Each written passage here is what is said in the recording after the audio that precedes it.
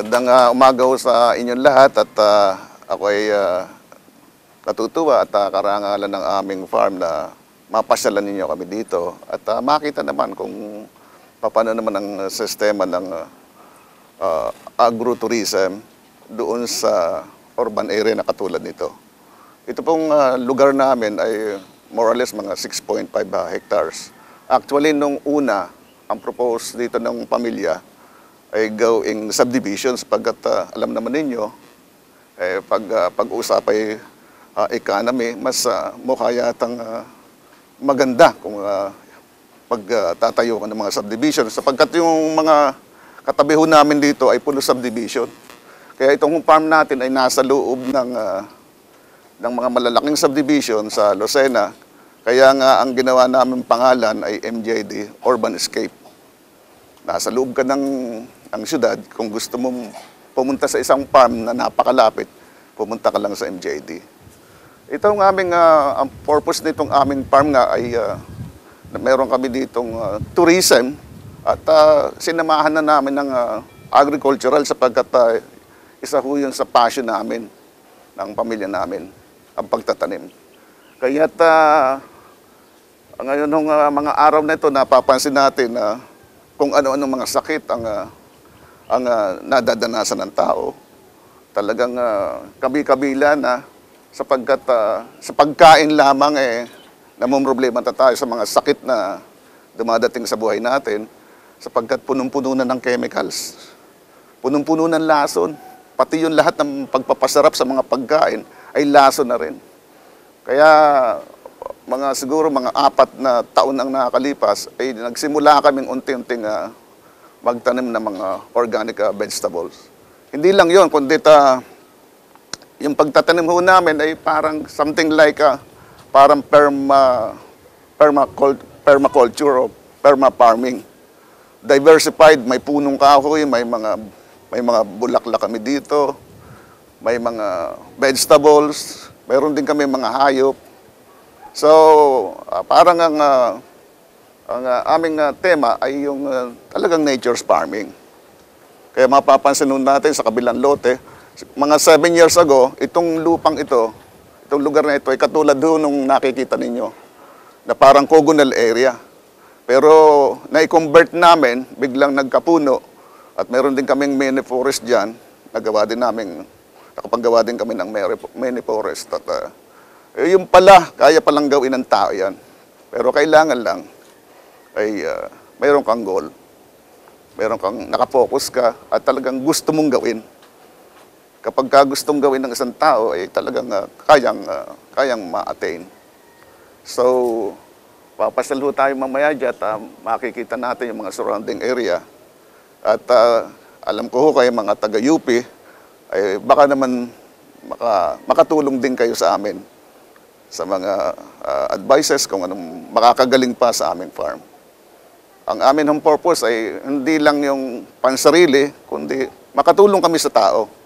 Mayroon din kaming mga experimental dito na ginagawa, mga experiment na ginagawa, at unti-unti naming dinodokumento at kung magiging successful ay amin namang isi-share doon sa mga farmers natin, lalo na doon sa mga rural areas. And then particularly doon sa mga gustong mag-farming sa urban area. Sapagkat pag minsan gusto nilang bumili ng mga vegetable, pumupunta pa sila doon sa mga organic farms o kaya sa mga bagsakan ng vegetable, pero hindi rin naman sila nakakatiyak na yun ay organic. So, ang ginagawa nila, pumupunta talaga sila doon sa mga organic farms. At malayo yung, pero kung sila ay makakapanggawa ng sinasabi nga namin ni JR na sariling maliliit na taniman sa kanilang mga backyard, ay malaking tulong na ho sa ating mga urban dweller or residents na naghahanap ng mga vegetable na hindi makakasira sa kanilang katawan. At sana po ma-enjoy ninyo yung kaunting oras ng pagpunta ninyo dito sa aming farm. MJD? MJD, yan ho yung first letters ng pangalan ng aming anak, si Marian, Joy, at saka si Diana. As a matter of fact, before, mayroon din kaming fishing business, yung MJDC Farms naman. Pero matagal na ho yun. But and then pinakonvert na namin into farming na ganito. At kasi sa hirap ng buhay sa dagat, at saka alam na niyo, yung climate change, malaki ang nagawa. Naging disadvantage sa amin yon doon sa aming fishing industry. Malimit tong mga grupo, siguro itong mga naturally yung mga turista. Pangalawa ho ay may mga grupo na rin sa mga provincial agriculture office. Lately, yung sa La Union. And then yung buong staff ni Congresswoman, ni Governor Reyes ng Marinduque, pumunta sila lahat dito. At gustong makita, sa totoo po ay talagang ang magaling naman talaga dyan ay yung mga agriculturist. Pero siyempre yung passion namin, talagang nanggagawa din kami ng aming ng sistema. Of course, tulong ng mga kaibigan, mga agriculturist, lalo na sina JR. Suporta po pala kayong malaki sa provincial agriculture? Sumusuporta din po kami, pero marami rin pumupunta din dito. Tapos sila, malaki support sa Opo naman. Oo. At yun naman, pinakikita naman namin sa kanila kung katulad na, may mga advices sila. At ginawa namin dito ay talaga namang nagkakaroon ng magandang resulta. At ini-enhance pa namin sa pamagitan ng aming mga natututuhan din. At may mga kaibigan din kami, mga Japanese agricultural consultant, like sa microbiology. So, at natuturuan din kami, ginagawa namin, nagkakaayos naman. And then, yung setting, tinitingnan natin kung halimbawa yung bang magaling sa kanila, magiging magaling din sa atin. Kasi pag minsan, yung mabuti sa kanila, because of our, environmental conditions, hindi maayos. Total nature agriculture or farming system. So lahat unti-unti naming ini-incorporate doon, pati mga hayop. Ngayon namin natuklasan ko nga na katulad ng baboy damo. Makikita baboy damo 'yan, no? Hindi ho kailangang ikulong ang baboy damo. Kasi nature sa kanila 'yon na nature sa kanila 'yon na talagang dahil doon sa ibang napuntahan natin, nakakulong. Oo. Dahil ito ay wild, tama. Yes, and then one thing pa ho sa ganyan, sa baboy damo, before, ang ginawa namin, siyempre, ayaw namin makasakit ng mga guest, pinutol namin yung pang. But the problem, after 2 months, namayat sila. Tapos nung mag-research ako, nakita ko, talagang ginawa yung kanilang pang para manungkal ng mga root crops. At yung mga root crops, yun ang may mga nutrition doon na nakakapagpagaling ng katawan nila. O kaya ngayon, hindi na namin uli pinutol, pinabayaan namin. We borrowed this parcel of land, and then pinabayaan namin siyang gumala, and then nakakapagtaka from 2, sa loob ng 4 na taon, naging 70 na sila. 7-0? Yeah. Dalawa lang pares, isang pares, tapos naging 70. Napakaganda. And then, yung sistema ay dinodocument namin, baka pwedeng magamit din ng iba. Yeah. Market kayo dito? Mahal kasi, pero pag may mga guest na pumupunta dito, galing sa ibang bansa, tumatawag na. Nagpapabuking, tumatawag na, we need ano. Kasi alam mo na, nakalagay doon sa internet na mayroon kami noon. Ganun. So, ang bayad po nila dollars na? Oo. At saka hindi ho pwedeng i-breed natin sa talagang regular na baboy na nasisira yung pagkaka-natural nila na baboy. I understand beat it like what we use in corn. O, di ba? O, yun ay yung ano, klase ng, kung hindi ako nagkakamali, bacteria yun eh. Yeah, bacillus, something like that. Kasi po maganda, Oo. pagbalik namin, Actually, pagbalik natin, meron sila. yeah, actually we are using microorganism dito. They are looking for people like you. Doon sa baboy damo namin, we are, yung mga pagkain nila, nilalako namin ng microorganism, yung EM. Oo. Yung activated solution na. We even yung extended your EM na galing Japan. Kasi yung sa Japan na EM ay mahal naman eh. 750 pesos per liter. But nung makakausap ko yung aking microbiologist, yung scientist na Japanese microbiologist, pwede palang extend yun. Although na ang life, hindi naman katulad nung sa genuine na EM. Yung EM ng genuine about 1.5 years pwede.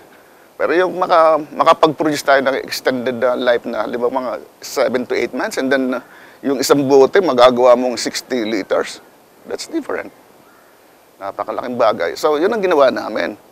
At, well, na-control naman namin yung mga hinihingi nilang measurement ng pH and so on. At saka yung how to do that. So, naparami namin, and even our pesticide, nakapaggawa na rin kami ng M5. Using, well, different materials from different trees and herbs na lason sa insekto. So totally wala ditong chemicals. 6.5 hectares to, more or less. Actually, yung 6.5 hectares, mayroon kaming nakalaan doon ng mga kalahati sa resort, proposal resort. Kasi medyo pinuntahan na rin kami ng tourism because in Lucena City, we have no agri-tourism area. Dito pa naman, ito pa naman ang napaka-strategic ang location nito Lucena, going to island provinces, Bicol region, and so on.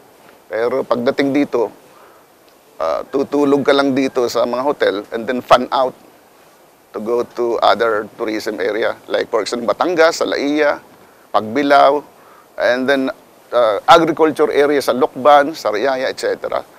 Lucena, wala. Kaya nga, gusto naming makatulong sa agri-tourism ng Lucena. At yun namang kalahati, nakalaan namin sa farming. Why? Pero dahil sa medyo limitado naman yon kung palalakihin namin. So we are now planning to make it medyo i-high-tech namin sa susunod na panahon. Like for example, nag-install na kami dito ng mga solar panels. Pangalawa, inuuntin na namin magtayo ng greenhouses. Next year, baka manggawa kami ng hydroponics using organic fertilizer. Ilalagay mo lang naman yung organic fertilizer mo dun sa tangke, and then it will...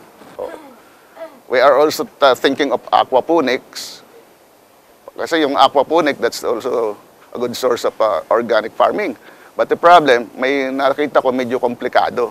Kasi dalawang iyong iniisip. Paano mabubuhay yung isda? Paano mabubuhay yung tanim? Kaunting imbalance niyan, pareho masisira. So, we are thinking of that. Marami ding mga, yeah, those are all soilless, dalawang soilless, yung hydroponic natin, meron, yeah, at saka yung aquaponics. Ito naman siguro baka mag-advocacy din kami sa mga building na gagawin na JR dito sa Lucena, ay magkakaroon na ng vertical farming. Because in the future, about 20,050, 80% of urban area, nandun lahat ang mga 80% ng population sa urban area. So, halos bakit pupunta ka pa sa ano, although na baka naman sa ganung panahon ay ang farming ay sophisticated na rin. Marami na rin dine-develop, like for example yung ano, NTA, no-till agriculture. Alsimulenda mo, hindi naman binabaklas yung lupa. Alsimulenda mo, tapos ay itatanim yung tanim dun sa surface with the use of organic fertilizer and at saka yung IPM, yung integrated pest management, because once na we control all those pests. Ang problema kasi, kinokontrol natin dito, hindi naman natin kinokontrol doon sa kabila. Parang mosquito, kapag halimbawa, nakokontrol yung mosquito dito, pumupunta naman yung kapitbahay dito. Yung mosquito ng kapitbahay, so walang nangyayari. But if we will have an integrated pest management, particularly in farming, ang ibig sabihin nun, hindi naman yung pagpeste, kalaban yun. Pero yung mga friendly insect at saka mga bacteria, kukunin natin. Yun ang isang ano. And then, of course, yung bio-farming, yung paggagamit ng lahat ng waste materials coming from your livestocks. But the problem, inenjikan na rin natin mga pinakakain natin dun sa ating mga manok, sa mga poultry, at sa mga baboy, ay may mga laso na eh. So, ang isang consideration dun ay how to kill first the pathogen bago mo magamit yung fertilizer, yung mga indigenous manure organism. So maraming makakatulong sa farmers natin pag once na talaga magkaroon tayo ng total organic farming, mga 80%, ay malaki na rin pati ang magiging epekto sa ating palibot because of the carbon monoxide and carbon dioxide emission. Mababawasan. And then sa Lukban, meron din kaming fish pond doon. We are using, we are growing organic tilapia. Imagine yung tilapia namin, napapakain na namin ng ano ngayon, ng cabbage, at saka yung lettuce. Yung mga castings ng ating mga vegetable, ating tinatadtad at binibigay, of course, with the use of also some microorganism. Binababad muna namin sa microorganism. With the microorganism inside the vegetables, then kinain ng isda. Mapapansin na niyo yung aming mga tilapia, walang ka amoy-amoy ang bituka. Napakaganda and that napakalulusog. Hindi nila natural nakakain na, gugutumin mo muna. Oo. Kapag kahit anong klaseng hayop na kahit pag ginuto mo, kakanin yan. Yung ang mga di ba, nababasa ninyo sa Discovery Channel, yung mga nagka-crash na airplane. Like for example, somewhere in Andes. Bumagsak doon, ilang buwan sila doon. O, kinakain nila, kapwa nila yung mga patay na ang ginagawa nila, nag-slice sila ng binababad sa yelo. Kinakain nila. Oh yeah, because kapag yung anumang bagay na binabad mo sa yelo, sa 0 degrees, there is no bacteria. Patay ang bacteria. Pero pagdating doon sa certain temperature na nagtatribe na yung bacteria, kinain yun, magkakaroon ng bacteria, magkakaroon ng germs. Kaya nabuhay sila. So, that's it. Yung pakayang isda, madaling matutuyo mo yun. Yung lasa po, kung lasa per se, doon sa talagang natural na panlasa, ay super okay. Wala namang significant Wala pong ano, wala. Kaya next time siguro kung may interest na pumunta doon sa fish pan natin sa Samil, ay we are willing to invite you there. Maliit lang ho kasi experimental eh. Pero by next year, baka siguro 1 hectare na yung ipaparcel out ko. And then may kasamang technology.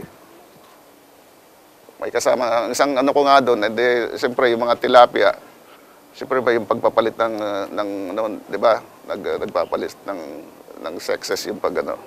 Pag bumili ka ng fingerlings noon, palalaki mo mga kung alang mga 4 months or 5 months. After that, dispatch mo na.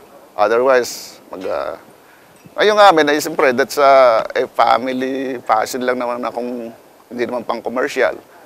At saka nasa isip ko, nag-experiment na rin kami. After mga 1 or 2 years, dumami na yung yung isda. Pulos lalaki yung binili namin, pero dumami na sila. So, kaya nasa isip ko, mga 10 parcels so that monthly, meron akong ma-harvest. There is a cycle. It's an engineering eh. Using differential calculus. Yung, we call it time rates sa calculus. So pwede mo ma-design yung kung kailan yung mga susunod na sa harvest, ito, tapos lagay ka tanong. And then now we can also share that to other people. Kasi hindi naman nila alam yung mga numero, pero yung mga steps na lang ganito ang gagawin na gusto. So, kumbaga, enlighten na lang natin sila through system. Actually po, sabi ko under experimental pa lang sa amin, pero ang ganda na ng resulta. Ang gusto ko lang ay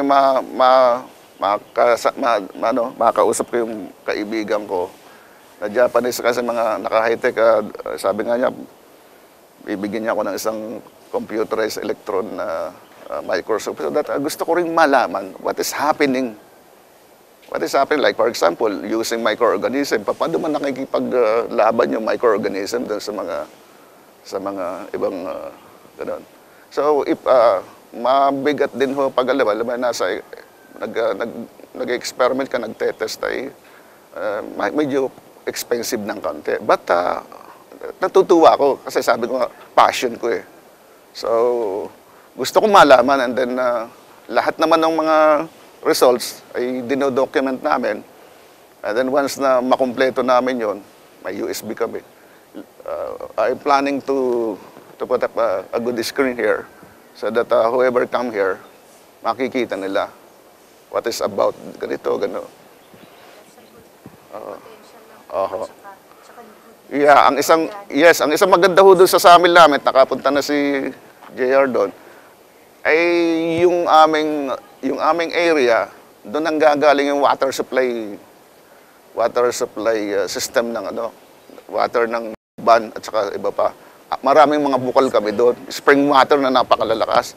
And then ang pinifeed namin doon sa fish pan ay spring water. Kaya duda ko, because of the mineral of the water, and then of course the right alkalinity of the water, hindi naman magta-thrive yung yung fish Kaya mapapansin natin sa fish pan, kapag tubig lang na, ay mapapansin na may fish kill. Bakit? Naging acidic yung tubig eh. And then nalalason na pati yung mga isda because of the lack of oxygen. Ay, yung amin ay puro oxygenated talaga yun eh. Pagdating dun sa spring, kaya yung mga isda, lalakas, lumuloksis na. Dahil sa mga fish pan na alanganin ang tubig. Na, siyempre, kung nasa lowland area yan, marami ng contaminants yan. Also coming from poultries and so on. So pupunta yan dun sa mga water supply system and then it will feed. So, pinag-aralan ho namin lahat. Although, hindi naman ho kami, sabi nga nung kaibigan kong Japanese microbiologist malimit siya dito.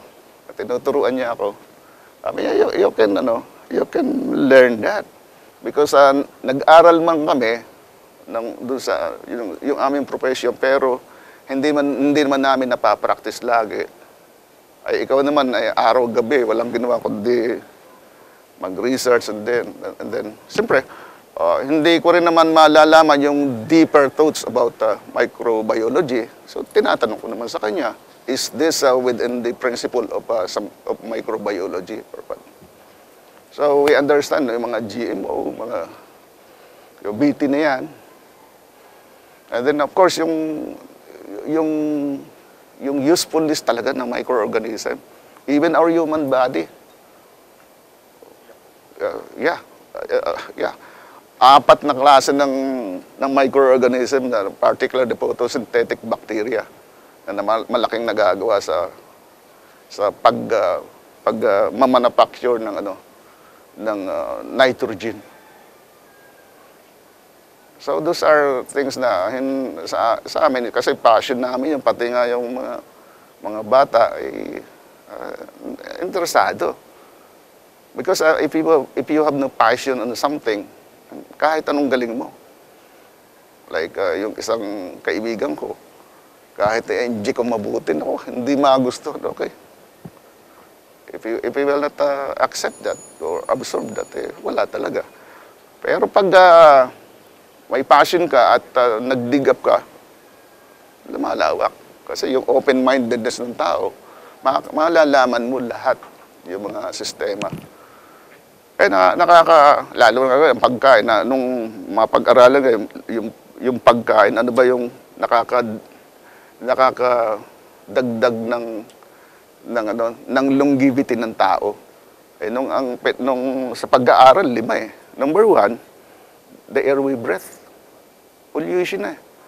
Sa Metro Manila, ang oxygen content, 21 yata, 22%. Lokban, mga 29 pa . Because of the forest, and then yung mga area na malapit sa mga baybayin dagat. Pangalawa, of course, yung mga pollutants. Metro Manila, hindi fog, smog. Pagkatapos, the food we eat, imagine, mga fast foods natin, pero grabe. They are after this. They are not really after the health of a human being. They want to earn more. Hayaan mo sila. Basta we earn. And then look at the system of pagluluto doon. Yun na lang, French fries, okay, yung chicken. 10 times mong ginamit yung oil mo doon . Nakalagay doon sa once lang na dapat na gamitin mong oil. Kasi pag yan ay na-subject sa combustion, laso na yan. Kaya yung natatandaan ko tuloy, yung mga nuno natin, mga lola, pag nagluluto, nagpiprito, tamang-tama lang yung langis. Natatapos yung pagpiprito, ubos yung langis. Ngayon, wow. Deep fried. 10 beses mo, super laso na pag na-test yun sa, my God. Oh, yan, katulad yan. And then, kakain ka ng burger. Wow. Tumutulo yung langis dito. Oh, nung maggawa kami ng burger dito, nung nag-start ng maggawa ng menu, sabi ko, bumili kayo ng burger at tayo kakain sa iba't ibang outlet. Ang ginawa ko, ayan, with the use of our foreman's grill, bagong, patindi yun. Naglagay kami doon ng iba't ibang klase ng, kung sa isang outlet, yung patis lang, o kung yung patis ka ako, lagay dyan. Imagine doon sa isang, 2.5 spoonful ng oil, ang nakukuha. Kinolekta namin, ilang spoonful? 3 ho, dito 2.5. Ang average, mga 2.5. Patis pa lang. Pati, yung isang maliit na pati pa lang yun. Tapos, okay, mag-grill na, okay, let's eat. No, hindi. Ihigupin ka ako niya mga oil yan. Sir, hindi ho po pwede. Mamamatay kami. Bakit pag burger? Kinakain ninyo. Iba, nakakatatlo pa eh. Look at that. Walang humigop nung nung oil. Why? You see that? And then what will happen to your body? Pag yung oil ay dinaanan ng siyempre niluluto. Pag luto na yung pagkain, pagdating sa katawan natin, lulutuin pa ulit. Pagkatapos, yung mga waste product doon, mga waste product, converted into acid. Yun. Kaya punong-puno tayo acid. Kaya ngayon, mga 75% ng tao may acid reflux. Mayroong acidosis. May acidosis. Kaya nakakatakot. Yun ay pagkain, Tubig. Nung una ang tubig ay 4 na magagaling na tubig. Number 1, yung rain natin, spring water, buko juice, coconut water, at saka yung water coming from our source. Ngayon may acid rain na. Tapos yung sa water supply system, nako po, Diyos, punong-puno ng fluoride at saka ng chlorine yan. Kasi ang daming bacteria, sa dami ng tao, hindi na kayang mapabilis nila yon. Yung sistema hindi na kayang idaan lahat sa quality. Bilyon na ang tao sa buong mundo. Pangatlo, yung buko juice na lang ang natitira maganda. Yung walang kukulisap. Yung walang kukulisap kasi madidetermine mo naman yung kukulisap eh. Sa dahon pa lang eh. Kita mo na kung may senyales eh. Oh. Hindi, kaya lang naman ang kukulisap, hindi nakaka-apekto sa buko. Ang naka-apekto, yung in-inject doon, yung lason. Maganda, kahit may sakit siya, di mawawala yung buko. Mawawala ng tubig, hindi nalalaki yung buko, pero okay pa rin yung tubig doon sa loob. Ang problema doon, yung countermeasure natin to kill kukulisap. That's the problem. Nalason na yung buong system. Sagot ko, sir, sa discussion. Silent po namin. Yeah, actually yung kukulisap nung kukulisap, mind you, yung dating nasa, ano ba yun? Coconut Authority, si parang, si Atty. Forbes, si Yukli. Nag-uusap kami noon kasi, yung kukulisap, nung una pa na-test na namin ni JR, dun sa Mayhay. Pinispray namin ng isang medyo modified na microorganism. Basta't pag mayroong punong nyug, may mga nilalagyan mo ng intercropping, di ba? Kakao, kape, at saka yung lansones. Yung lansones meron. Ang ginawa namin, kumuha kami ng sampul dito. Yung kukulisap, pag patay na, pag ginanya mo dun sa dahon, hindi siya nagkukulay. Pero pag buhay pa, nagkukulay na medyo reddish na medyo brownish. Ngayon, dinala namin dito, inisprayan ko ng microorganism, kinabukasan, tanggal lahat. Ang problema, nasa isip ko, sinabi ko nga kay Atty. Forbes noon, sabi ko, pare, ang problema lang natin, paano natin mabubombard yan? Nabawasan ang population ng nakaraang bagyo. Maganda yung ginawa ni Glenda. So, well, yung using kung ang ginamit doon ay probiotics, yun, ay mukhang magkakaigay. Lason eh. Tataba pa yung puno. Lason eh. Kung probiotics, lason. Pero hindi na yun. Kasi nagkalimutan na eh. Nagkalimutan na. Tsaka nung magkaroon nga ng Glenda, naayos. Pero kung ma-enhance yun, using microorganism, may isang klase lang kaming herbs na ginamit kasama doon.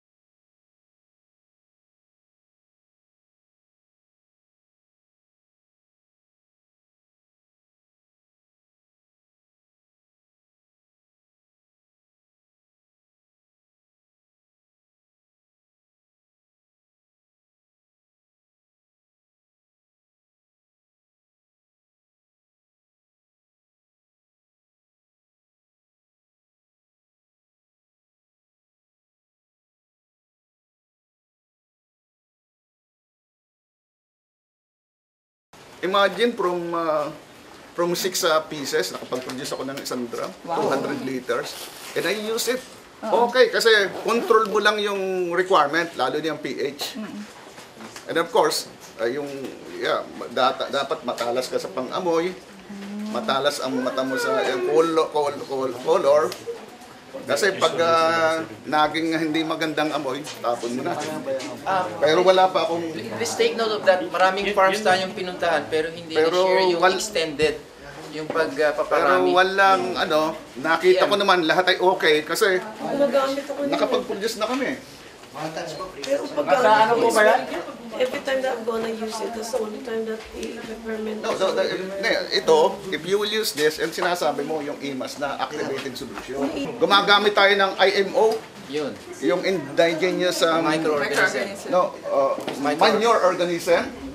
But the problem is that maraming IMO ang may pathogens gawa ng katulad sa poultry. Sa labas. May mga kung ano-ano mga lason at saka mga ibang microorganism doon. Ay, pinapatay nito. Pinapatay nito yung mga siyang Yung malakas siya eh. Like for example, yung sa decomposition, ang kagandahan ng using microorganism is that yung ammonia at saka yung carbon na pumupunta sa dalawang klase na eh, the bad microorganism and the good microorganism or effective. Yung bad microorganism, makikita ninyo sa mga basura, pag nakaamoy kayo ng mabaho, the bad microorganism is decomposing the matters inside the basura. Ngayon, masama yun. Dahil yung sumisingaw na yun, that's ammonia, Methane. carbon dioxide, lahat ng mga pollutants. It's act differently kapag gumagamit na ng microorganism. Kasi yung ammonia, kino-convert niya into fertilizer. Through photosynthetic bacteria. Dahil may dalawang klaseng bacteria plus yung nitrobacter. Itong photosynthetic, kino-convert yung into nitrites. Pagkatapos, i-convert naman ng nitrobacter into nitrates, which is a very good source of nitrogen. Very good for green leafy vegetables. So, dapat lang, control ang yung dating, ay kailangan naka-record lahat yan. Kasi pag after 1 month, gamit ka ng gamit, wala na pala yung bacteria mo, namatay na kasi nagutom na sila. Ano ang isang pinakamagandang foods niya kapag nasa storage siya, molasses. So you have to feed mga ilang cups ng molasses para so this is IMAS, the activated solution that decompose matters at saka isa pang-alis ng amoy sa CR, sa mga pang ano ninyo ng mga pang sanitize kasi pinapatay nito yung mga pathogens eh. Yes. And then we have also N5, yun yung parang pesticide namin. Yung paggawa ng pesticide, experimental din yung iba. Mayroon namang sa langaw, sa aming yung tawag dito sa baboy damo. Ang baho at panghinang wow. At ang dami langaw noong una dito. I bombarded it with the microorganism na wala ang amoy at saka isa pa nawala ang langaw. Ang ginawa ko rin pinainom ko na ng microorganism yung baboy. Ayun, lumusog sila. At saka doon pa lang sa loob ng katawan, nalinis na. It kills all the pathogens inside.